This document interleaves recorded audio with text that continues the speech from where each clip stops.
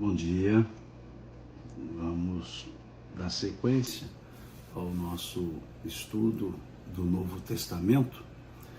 Aqui seguimos com o Sermão do Monte. Estamos já há alguns dias estudando o Sermão do Monte, que não se limita às bem-aventuranças. O Sermão do Monte vai bem além das bem-aventuranças. Já falamos sobre o sal da terra, a luz do mundo, já falamos sobre o amar o inimigo, já falamos dos juízos temerários. E hoje vamos conversar um pouco sobre ainda o capítulo 5 e vamos conversar sobre os versículos 23 a 26 e, se der tempo, do 37 ao 42, fazendo uma certa analogia, ou melhor, fazendo uma correlação entre o conjunto desses ensinos. Eu escolhi esses versículos para conversarmos hoje em função das conversas que eu tenho com algumas pessoas, em função de mensagens que eu recebo e perguntas que me são feitas. E um ponto importante nas nossas vidas é o relacionamento com as pessoas, digamos, as relações interpessoais.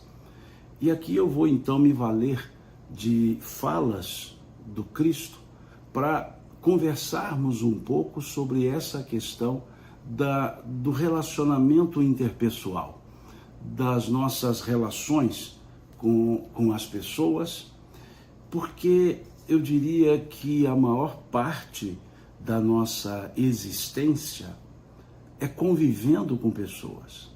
A maior parte da nossa existência é nos interrelacionando com as pessoas. E dessa relação com as pessoas, dessa inter-relação, muitas vezes saem marcas profundas, sejam elas de alegria, sejam elas de desconforto. Em grande parte, nas relações interpessoais, é que nós nos construímos e podemos ter ótimas relações que nos dão boas lembranças e podemos ter relações interpessoais que nos marcam negativamente, que nos fazem carregar ressentimentos, mágoas. Então, dentro dessa lógica, é que nós vamos estudar alguns versículos do Sermão do Monte para nós entendermos isso. Vamos circunscrevermos-nos a ideia trazida pelo Cristo. Então, vejamos aqui, nesse capítulo 5 do Sermão do Monte, do Evangelho de Mateus, no versículo 17, ele diz: eu não vim destruir a lei, mas dar-lhe o seu verdadeiro cumprimento. Aqui, Jesus está dizendo que ele não veio, por meio dos seus ensinos, destruir aquilo que já era cultivado pelas pessoas. Quando ele diz eu não vim destruir a lei, ele se refere à lei mosaica, àquela lei do Levítico, do Deuteronômio, dos costumes, dos hábitos. Ele se refere a essa lei, que era a que regulava o comportamento, a atitude das pessoas naquele conjunto, digamos, geográfico-cultural. Uma lei voltada aos judeus, aos hebreus. Então, ele quis aqui dizer que ele não veio contrariar aquilo que Moisés trouxe. Ele veio para dar cumprimento àquela lei, mas há um detalhe na fala. Ele diz, dar-lhe o seu verdadeiro cumprimento. Significa que as pessoas, àquela época, e até hoje, não entenderam bem o sentido daquela lei, ou daquele corpo de leis. e que ele, Jesus, o Cristo, ele iria dar o verdadeiro sentido. Então aquilo que as pessoas interpretavam, por assim dizer, ao pé da letra, Jesus queria dizer que não era ao pé da letra, mas que havia uma forma interpretativa. Por exemplo, quando os seus discípulos foram acusados de comerem sem lavar as mãos, ou seja, a lei dizia que era preciso lavar as mãos antes de se alimentar, a lei mosaica. E Jesus então, e os discípulos comeram sem lavar as mãos, foram repreendidos, e Jesus disse: o mal que faz ao homem não é o que lhe entra pela boca, mas o que dela sai, pois a boca fala daquilo que o coração está repleto, está cheio. Então, veja, Jesus ele não contrariava a lei, ele tentava mostrar um outro ângulo. Quando os seus discípulos foram acusados de colher espigas em dia de sábado, o Shabá era o dia do descanso, não se podia fazer esforços. Nada que demandasse força física, intelectual, mental poderia ser feito ali no Shabá, que é do pôr do sol da sexta-feira ao pôr do sol do sábado. E os discípulos estavam colhendo espigas no dia de sábado. Então, quando foram acusados disso, Jesus disse: o sábado foi feito por causa do homem, e não o homem por causa do sábado.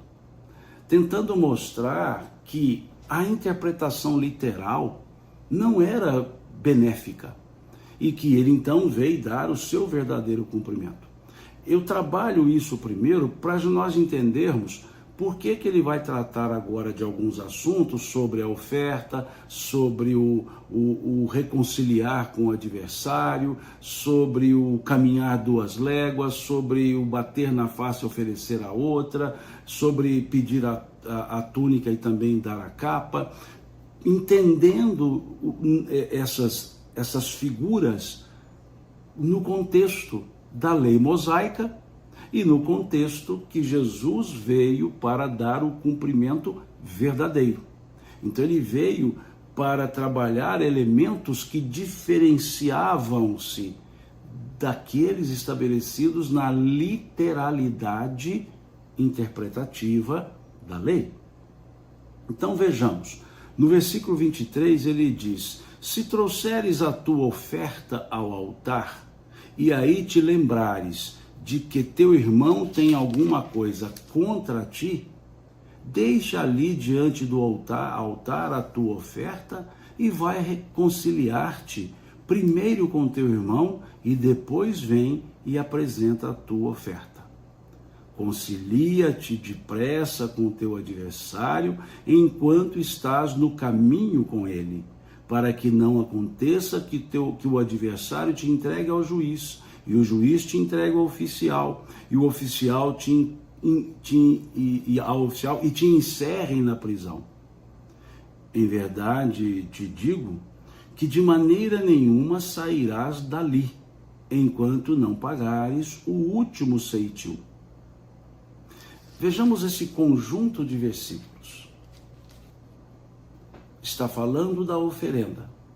A oferenda era um dos elementos da lei mosaica, que deveria se oferecer ao altar a oferenda, que seria a oferta ao templo, o tributo ao templo. Não era uma oferenda, digamos que voluntária, era uma oferenda obrigatória, que entendia-se que fazendo a oferenda, a oferta ao templo, ao altar, a pessoa estaria quite com Deus. Para a lei mosaica bastava fazer a oferenda. Mas aí vem Jesus e diz um pouco diferente. Ele diz que não bastava a oferenda, que não bastava cumprir o elemento da lei. Era necessário algo mais profundo, que não adiantava uma ação exterior se o interior estava em desajuste, que aquela oferenda material era puramente visual, mas a relação com o Criador, a relação com Deus era de interioridade, que não bastava uma oferenda material. E aí é interessante porque nesse versículo 23, ele chama, sutilmente, ele chama a nossa atenção. Veja, se trouxeres a tua oferenda ao altar e aí te lembrares que teu irmão tem coisa contra ti. Veja que interessante. Aqui não está dito e lembrares que tens contra teu irmão algo. Não, é o contrário. E se te lembrares que teu irmão tem alguma coisa contra ti. Perceberam? A questão aqui não é lidar somente comigo. Porque se meu irmão, se alguém tem algo contra mim, é preciso que eu entenda o porquê ele tem algo contra mim. Pode ser que eu tenha feito algo não compreendido pelo outro. Pode ser que eu não tenha percebido que tenha feito algo. Aqui é como se Jesus estivesse, didaticamente, invertendo aquela frase, amar ao próximo como a ti mesmo. É como se ele estivesse invertendo e dissesse assim, amar a ti mesmo como ama ao próximo. Invertendo.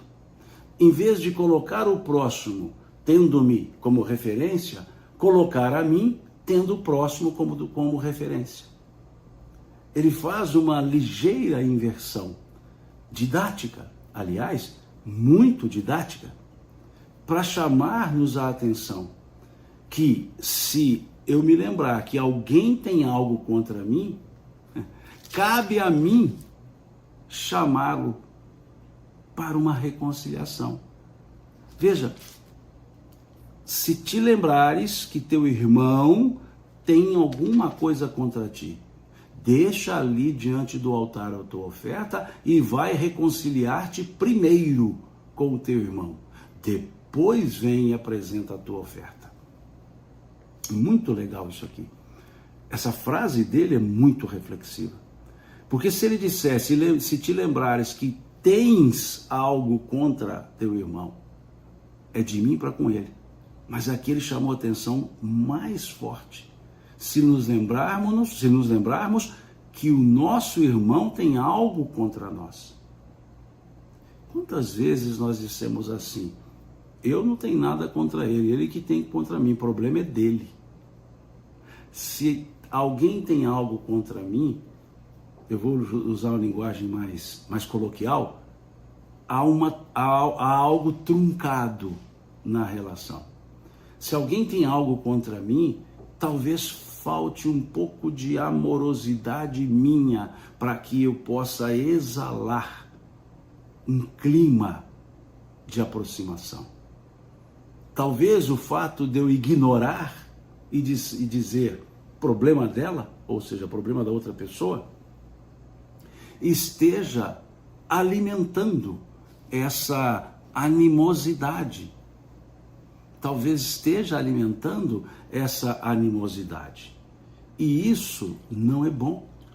Isso não é bom porque estamos aqui na Terra com a finalidade de nos mantermos conciliados. Então aqui Jesus está chamando a atenção para o ouvinte. E a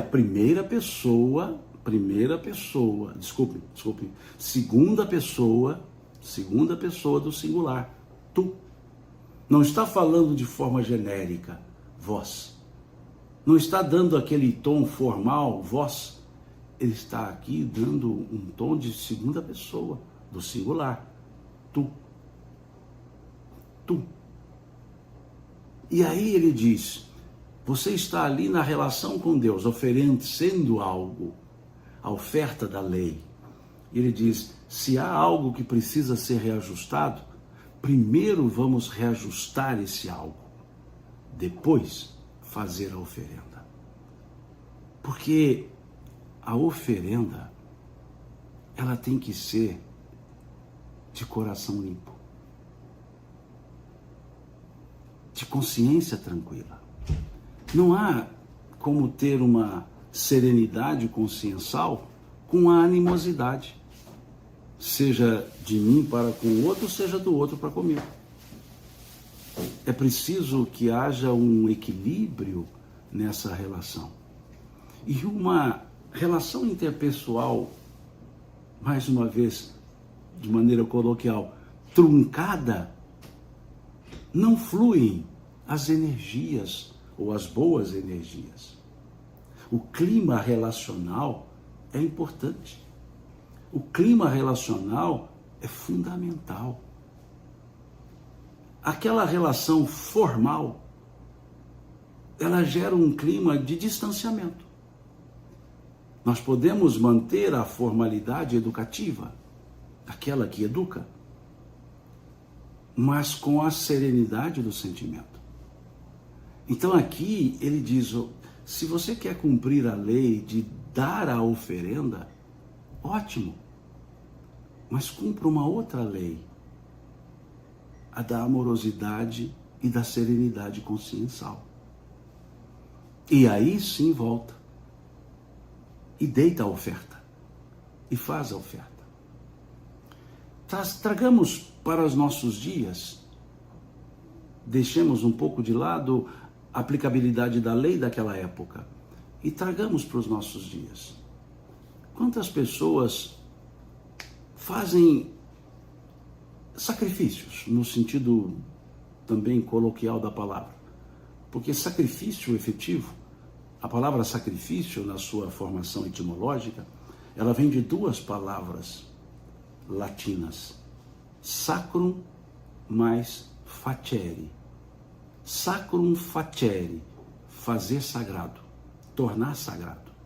Então o sacrifício nunca poderá ser algo que nos machuque.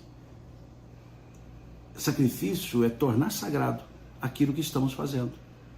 Tornar sagrado significa trabalhar, fazer aquilo com respeito, até a diversão, até o esporte.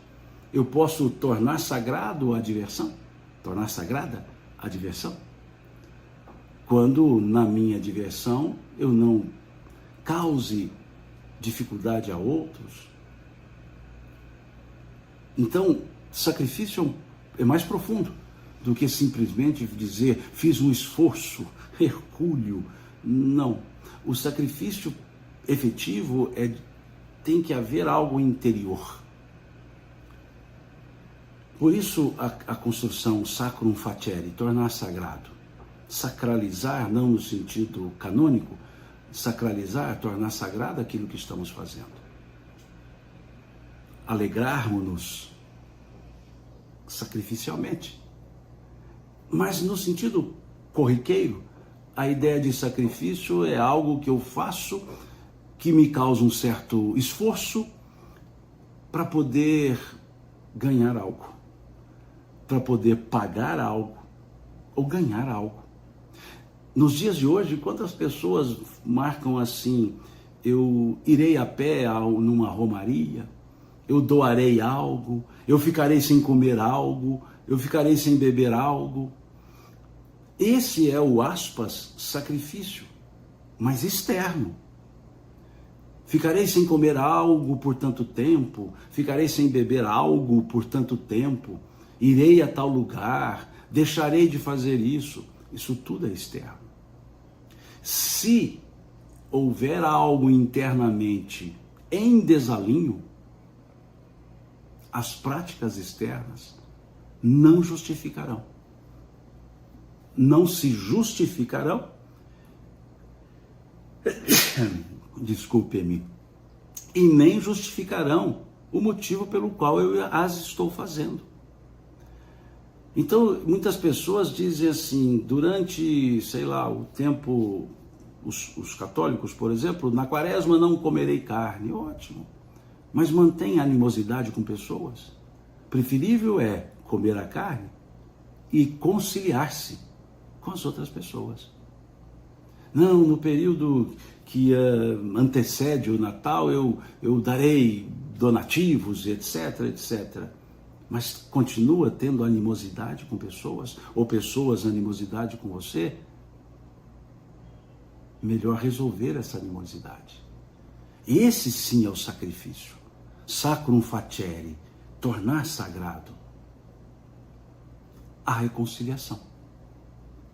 E aí podemos ir mais profundamente. Irmão aqui, dito pelo Cristo, é um termo genérico. Mas vamos para o irmão no sentido estrito. O irmão consanguíneo ou o irmão por afinidade. Quantos irmãos guardam animosidades? Quando o meu filho fazia a residência médica, e ele fazia a residência médica num grande hospital em Belo Horizonte, com um grande número de atendimentos de emergência, de urgência, eu perguntei a ele qual o período do ano que mais traz emergências e urgências. Eu disse a ele, provavelmente deve ser no carnaval. E aí ele brincou e disse, não. Um dos períodos que a gente recebe mais movimentos é o Natal. Eu fiz assim, Natal? Ele disse sim. Há muitas brigas de família no Natal. Veja que interessante.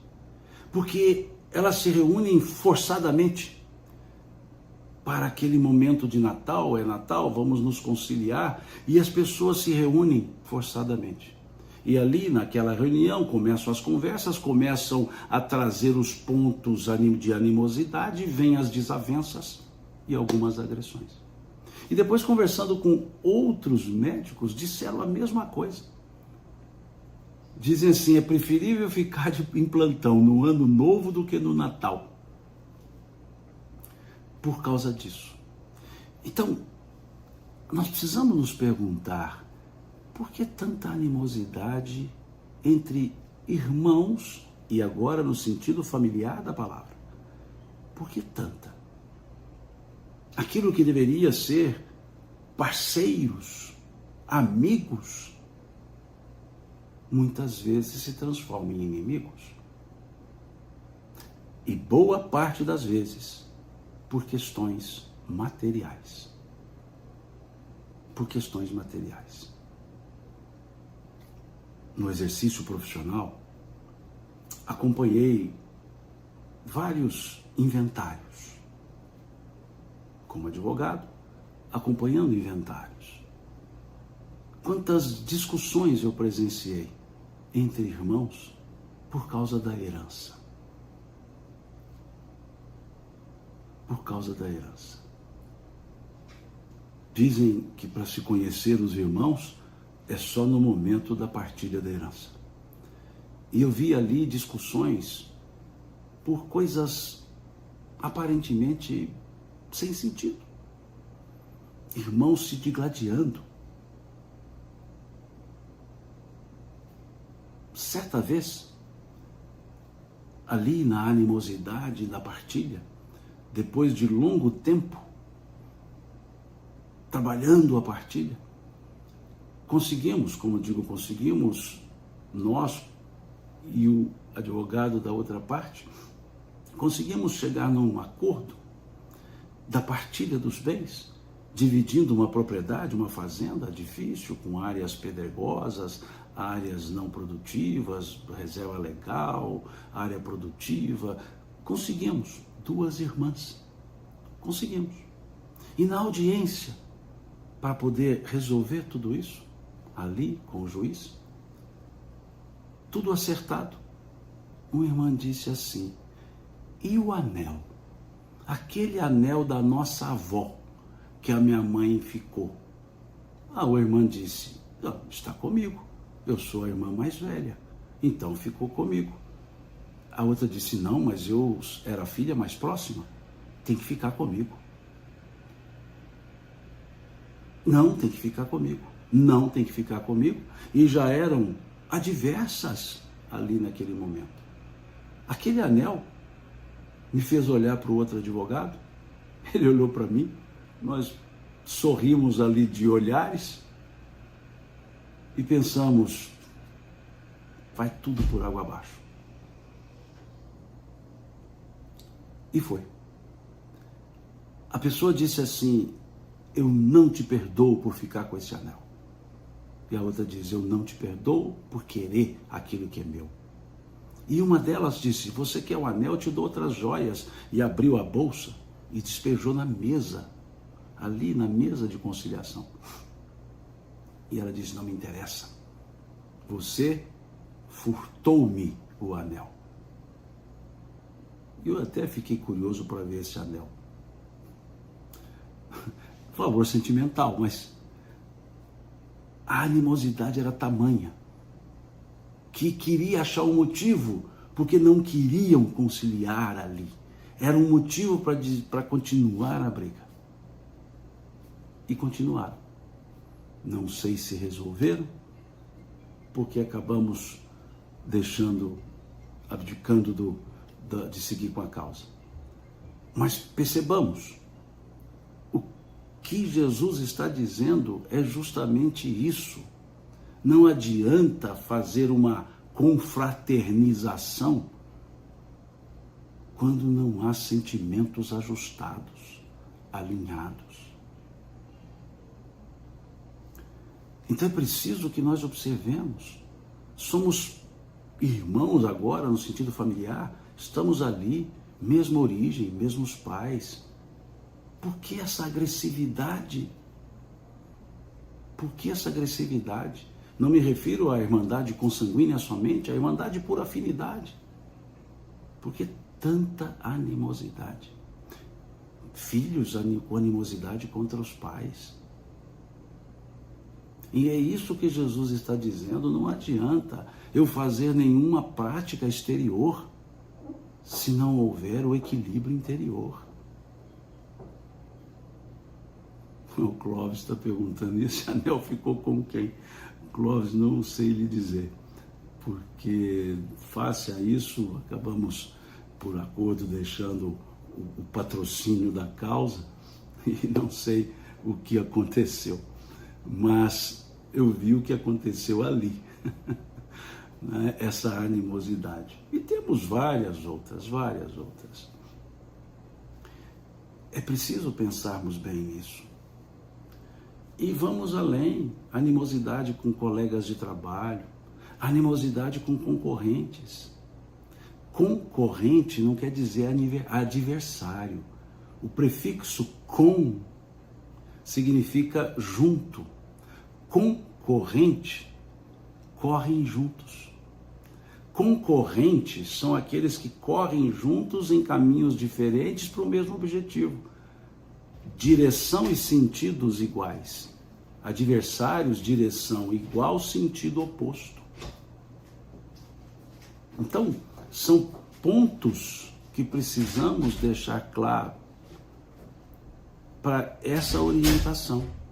Concilia-te depressa com teu adversário enquanto estás a caminho com ele.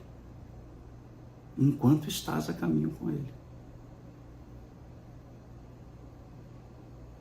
Doutora Marlene, nesse contexto vale a pena deixar o testamento, doações definidas em vida? Vale, mas eu já tive casos, doutora, de contestação dos testamentos, que contestaram a sanidade do testamento, contestaram a equidade testamentária e prolongou-se um processo de anulação de testamento. É difícil. Há instrumentos jurídicos, mas é difícil quando a animosidade impera. Quando a animosidade impera. Então, a questão maior é o interno. É o interno. Essa nossa predisposição a sermos bélicos,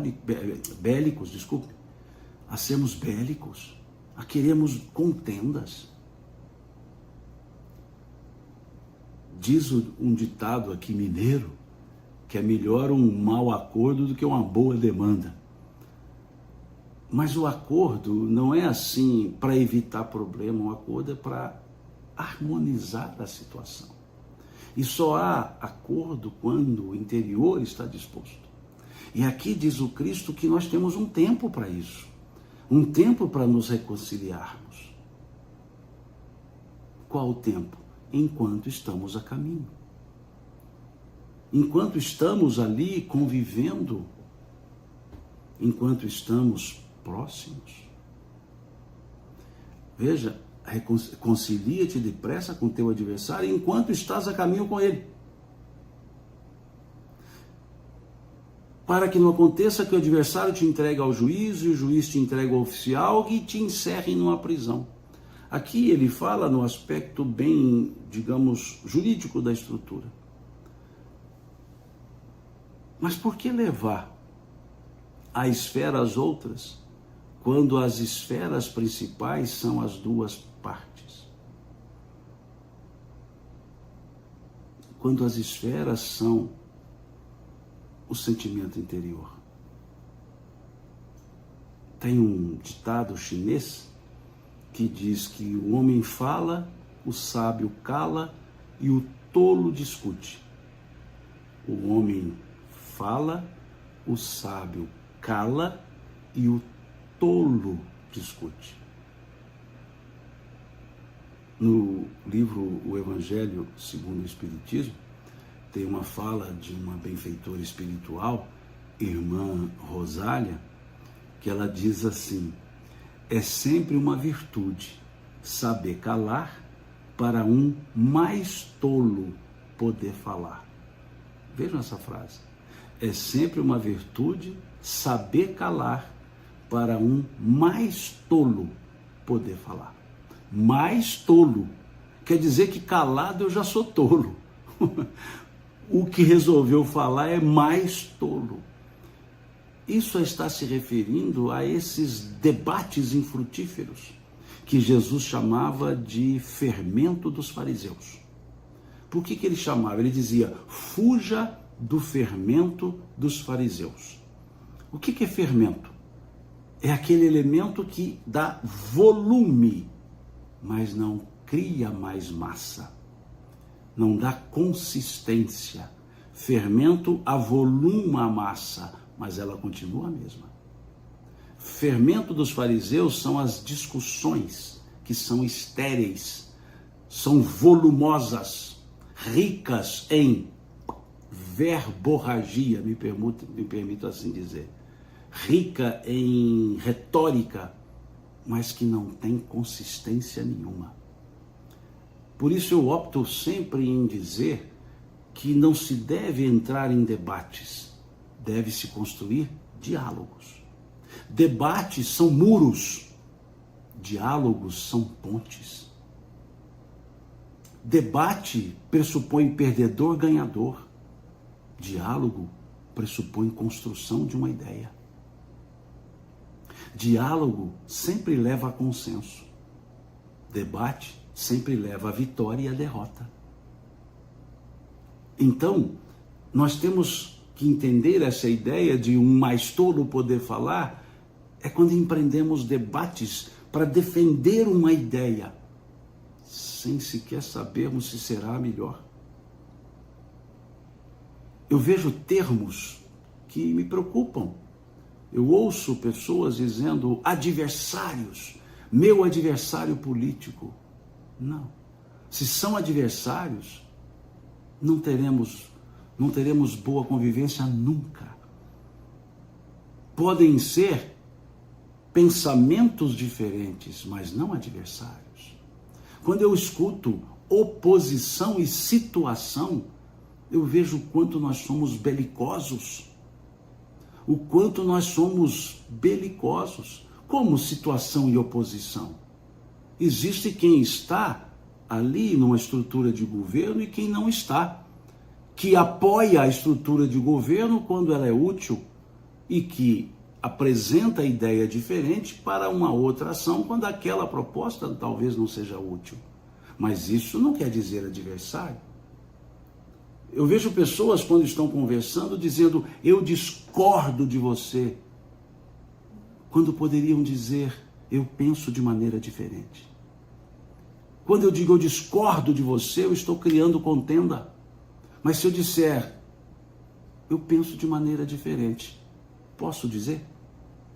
Penso de maneira diferente. É diferente de discordo. Discordo é muro. Penso de maneira diferente é ponte. E eu fico vendo isso. É o que me desanima um pouco com relação ao futuro social. Quando eu escuto palavras, expressões como essas. Discordo de você. Ou meu adversário político. Não. Nós não poderemos assim agir, porque assim nós estamos não nos conciliando. Imaginemos um palco político legislativo em que duas partes expõem ideias, elaboram diálogos e não fazem teatros verborrágicos, mas construam e constroem ideias para apresentar soluções. É assim que nós construímos ou construiremos uma boa sociedade. Não quer dizer que todos pensarão do mesmo jeito? Não, porque isso nunca acontecerá. Mas que as pessoas expressem seus pensamentos com respeito, como nós dizemos na linguagem social, urbanidade. Que eu possa perceber que de uma ideia ruim tem coisas boas que eu posso tirar. E das minhas outro pode tirar. Quando se olha o dialetismo hegeliano, tese, antítese, síntese, tese e antítese não são choques. Tese e antítese não são contraposições. A tese é uma ideia lançada, a antítese é a análise da aplicabilidade, e nessa análise de aplicabilidade com a tese surge-se a síntese.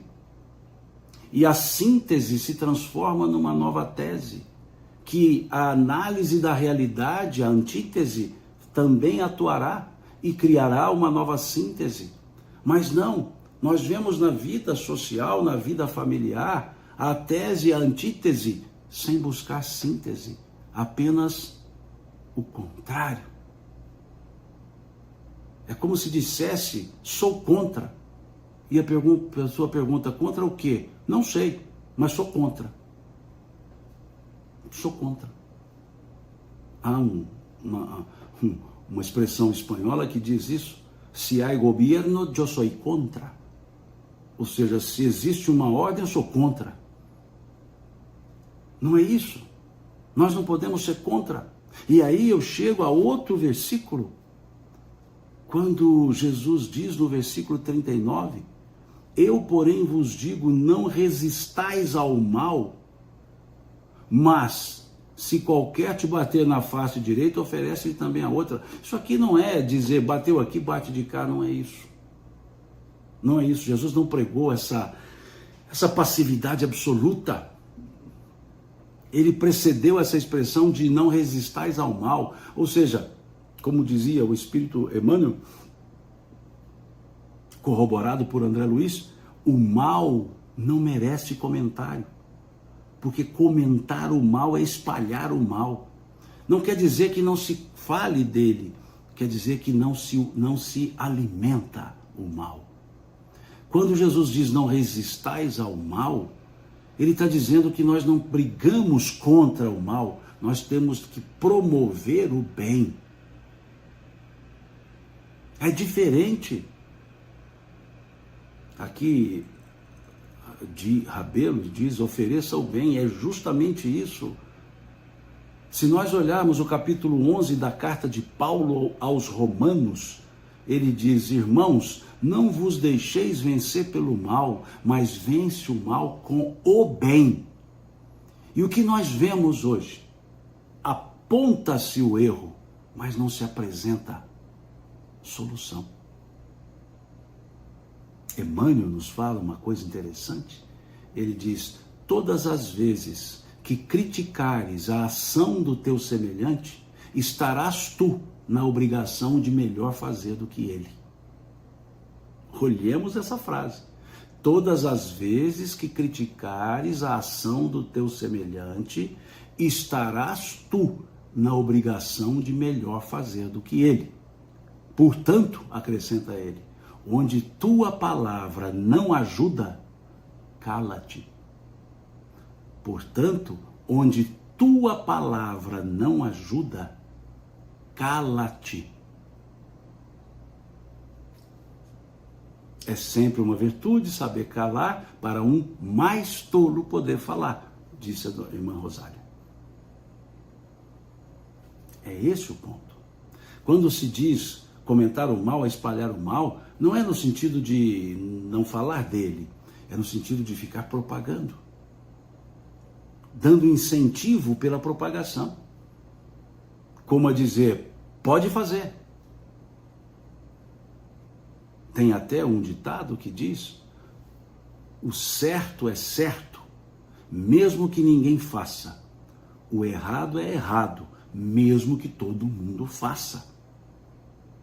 Gravem essa frase. O certo sempre será certo, mesmo que ninguém o faça. O errado sempre será errado, mesmo que todo mundo o faça. Não é o todo mundo fazer que dará convalidação ao errado, continuará sendo. E é isso que Jesus chama a atenção quando diz do conciliar com o adversário, quando diz não resistais ao mal. Ele diz aqui, no versículo 37, seja porém o vosso falar sim, sim, não, não, porque o que passa disso é de procedência maligna. A Lúcia diz, quem critica tem a obrigação de fazer melhor, sim. Apresentar solução é mais importante do que apresentar a crítica. Aliás, Jesus fazia isso. Nos exemplos que eu dei. Ele fazia a crítica ao que estava na lei e apresentava o porquê e qual a melhor alternativa. Apontar por simples apontar. Então aqui é importante esse aspecto. O falar sim, sim, não, não, quer dizer a dubiedade. Nós temos, se eu não tenho a opinião formada, eu não tenho opinião formada. Ponto. O que você pensa a respeito? Nada. Ou seja, não sei. Isso é não. O que você pensa a respeito? Isso. Mas com um detalhe. Com respeito às pessoas. Posso dizer a verdade sempre, mas no momento adequado, na forma adequada. A verdade não pode escandalizar. A verdade, eu posso ser verdadeiro, só não posso ser ofensivo. Isso é o sim, sim, não, não, que Jesus está dizendo. E ele vai mais. Ouviste o que foi dito, olho por olho e dente por dente. Eu, porém, vos digo que não resistais ao mal. Mas se alguém te bater na face direita, oferece-lhe também a outra. E ao que quiser pleitear contigo e tirar-te o vestido, larga-lhe também a capa.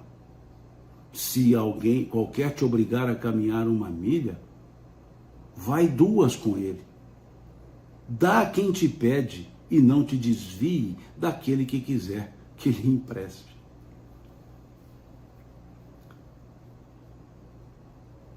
É interessante essas frases do Cristo. Não é pela literalidade, bateu numa face, ofereço a outra.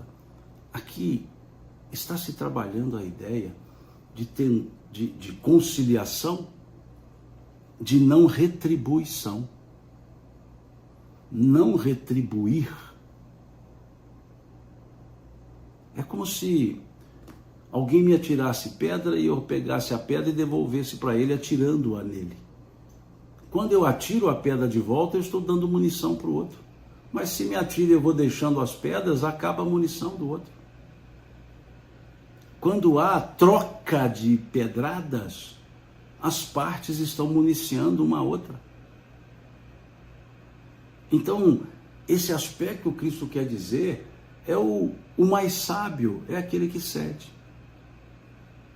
Numa discussão, o mais sábio vai dizer, tudo bem.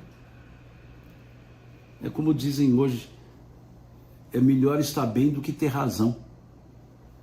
Quantas pessoas brigam para ter razão e não ficam bem com isso? Nos fala aqui a Tereza, tudo bem? Nossa querida amiga, essa querida amiga vovó amorosa que eu vejo pelas postagens. Ela diz aqui, tente outra face, como diz a música, tente outra face, a face do perdão. É isso que Jesus está chamando a atenção. Te demandou a caminhar uma légua, aproveita e caminha mais uma, duas. Pediu a túnica, dá a capa. Dá mais do que pede. Ou seja, surpreenda positivamente. Muito bom, Tereza. Vovozar. Vovozar é uma coisa muito boa, né? Eu, quando eu posso, vou vovozando. Sempre. Surpreender positivamente é a mensagem. Todos esses versículos, esse olho por olho, dente por dente, isso está na lei mosaica, mas isso está antes até da lei mosaica, isso está no Código de Hammurabi, que é mais antigo do que a lei mosaica. Lá diz olho por olho, dente por dente, osso por osso, coluna por coluna. Isso é o que nós chamamos de pena de talião. Talião, tal e qual, fez, fez. E muitos acham que Deus age assim, que Deus é o aplicador da pena de talião, né? Olho por olho, dente por dente, não. Aqui Jesus foi corrigir um elemento da lei que está lá na lei mosaica, olho por olho, dente por dente. Ele diz, não resistais ao mal. Não resistais ao mal. Não vamos opor resistência ao mal. Ah, então deixaremos o mal propagar. Não. Só se debela o mal praticando o bem. Não é combatendo o mal, é promovendo o bem. Por isso a ideia, nós falamos 10 horas de notícias ruins contra 30 minutos de notícias boas e temos muitos fatos bons para serem divulgados. Mas aí tem até um ditado que diz, notícia boa não se vende, é notícia ruim. Porque nós estamos muito voltados para isso. Quando nós mudaremos isso? Quando mudarmos nossas condutas, quando mudarmos nosso modo de pensar. É assim que mudaremos. O que Jesus está dizendo aqui é para que surpreendamos positivamente a todos. Que se espera uma reação agressiva, tenhamos uma reação bondosa, compreensiva. Que não significa concordar. Não significa concordar com a atitude, mas tentar compreender a pessoa, mesmo que aplicando a responsabilidade da atitude à pessoa. Não se está isentando.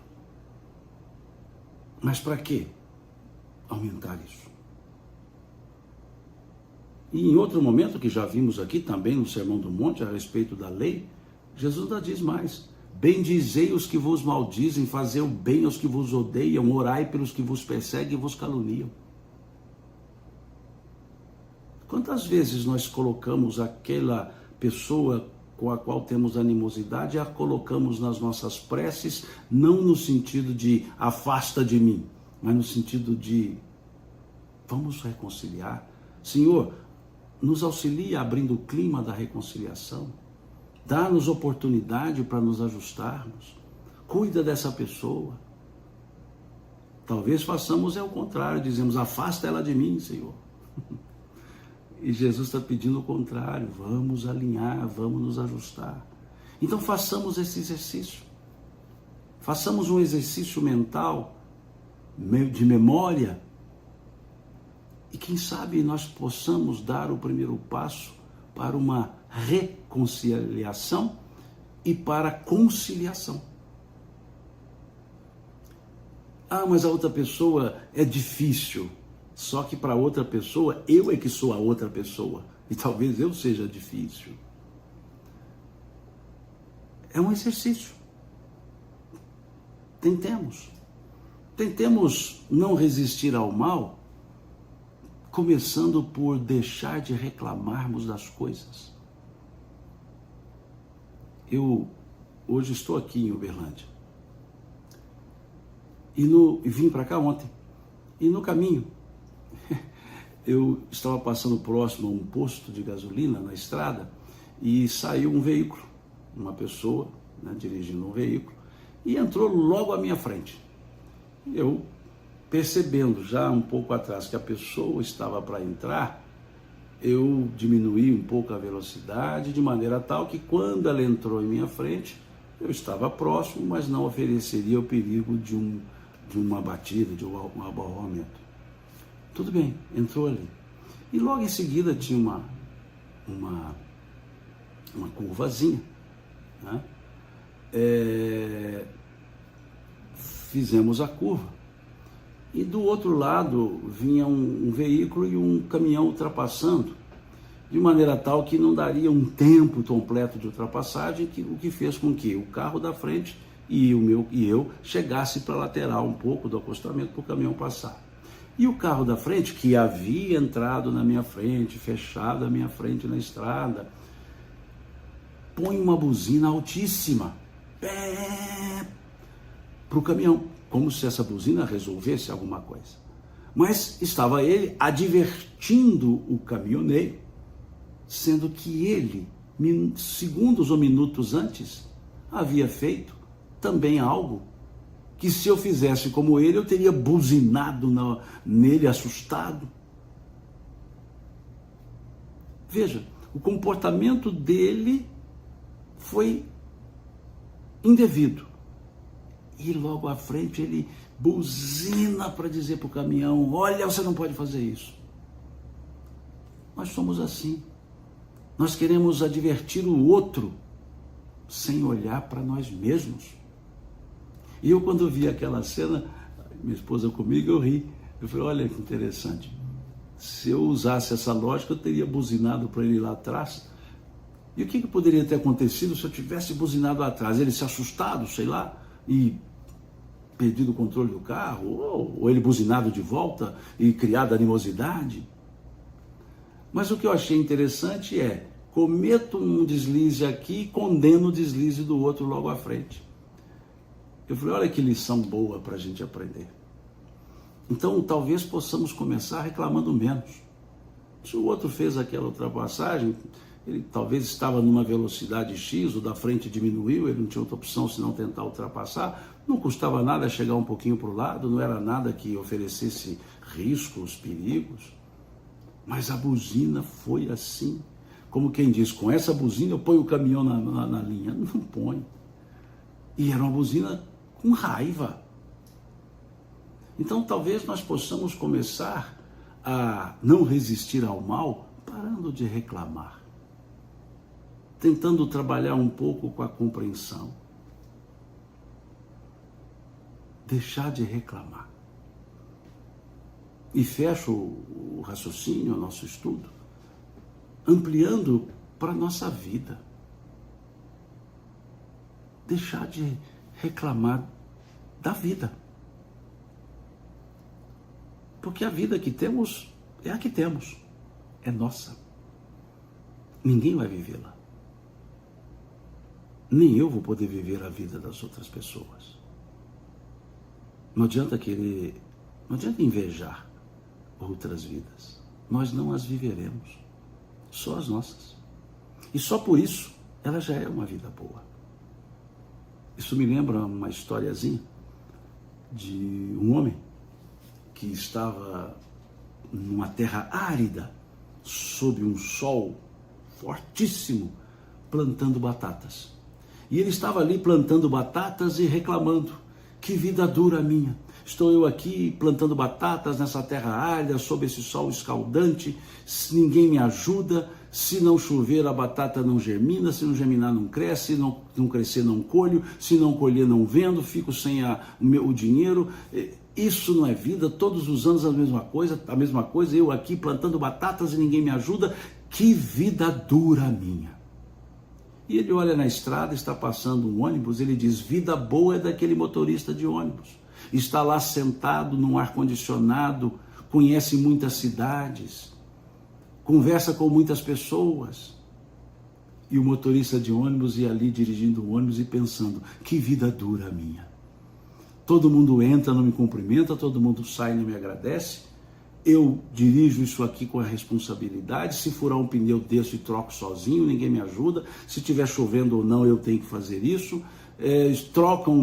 Visito uma cidade, visito outra, mas trocam a minha escala. Fico alguns dias fora de casa, não vejo minha família. Que vida dura a minha. E ele é ultrapassado por um carro conversível. E ele olha para o carro conversível e fala, vida boa é desse empresário. Está no seu carro, vai para onde quer, quando quer. Eu queria ser esse empresário. E aquele homem dirigindo o carro conversível ia pensando, que vida dura a minha. Estou eu aqui nesse carro emprestado, o meu estragou na última cidade, sou vendedor ambulante, se eu não chegar a tempo do comércio aberto na próxima cidade eu não venderei, perderei um dia, e um dia de perdido é um problema para mim de remuneração, preciso cumprir minha meta, e que vida dura a minha. E o carro conversível, ele olha para cima e vê um avião. E diz assim, vida boa é daquele piloto de avião. Está lá nas alturas, chega rápido ao seu destino, conhece muitos países. Oh, que vida boa é desse piloto de avião. Eu queria ser o piloto. E o piloto ia lá dizendo, que vida dura a minha. Há 3 dias não vejo minha família, mudaram minha escala, não conheço minha tripulação, a cada voo muda minha tripulação, envelheço-me mais cedo, dada a pressão atmosférica, há um risco aqui na altura, se cair morre todo mundo. Ah não, isso não é vida, que vida dura a minha. E o piloto lá em cima olha para baixo e vê uma terra árida e um senhor plantando batatas e diz, vida boa é daquele plantador de batatas. Vida boa é uma questão de perspectiva. Se eu tiver perspectiva, a minha vida será boa. Se eu perder a perspectiva, a minha vida não será boa. Então, por que perder perspectivas? Criemos novas perspectivas. E uma boa perspectiva é nos abrirmos para as relações interpessoais. É não nos fecharmos no sentimento. É estarmos sempre dispostos a conciliarmos-nos, a reconciliarmos-nos e a dar o primeiro passo. Não esperemos os outros chegarem a nós. Vamos ao encontro deles, não de encontro a eles, ao encontro deles. Ir ao encontro é se aproximar, ir de encontro é confrontar. Então não vamos de encontro a ninguém, vamos ao encontro de todos. Essa é a ideia trazida aqui, nesse momento. Agradeço nesses textos.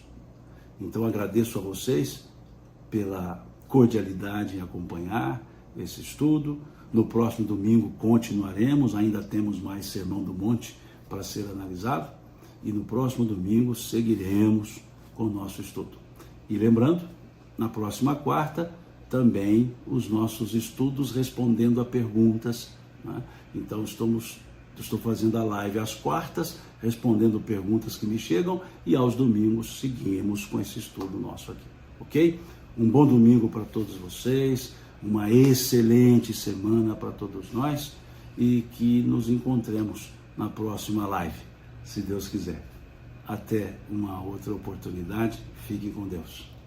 E Deus lhes pague por essa paciência para comigo. Até.